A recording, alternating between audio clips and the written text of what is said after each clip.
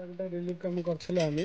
ତ ତାର ଆମେ ହୋଲ୍ ଗୁଡ଼ାକ ସବୁ ଛଡ଼ା ହେଇଥିଲା। ତ ହୋଲ୍ରେ ସ୍କ୍ରୁ ଦିଆ ହେଇକିରି ସେଇଟା ଏମସିଲ୍ ଲଗା ହେଇଥିଲା, ଯେଉଁଟାକି ଆମ ଉଦ୍ରା କାଫେରେ କରାହେଇଥିଲା। କିନ୍ତୁ ଏଇଟା ଯେହେତୁ ସେରାମିକ୍ କାମ ତ ବହୁତ କଷ୍ଟଲି, ଆର କଷ୍ଟ ଅଧିକା ପଳେଇ ଆସୁଛି। ତ ତା ପାଇଁ ଟିକେ ଟେକ୍ନିକାଲ ଭାବିକିରି କରିବା ପାଇଁ ପଡ଼ିଛି।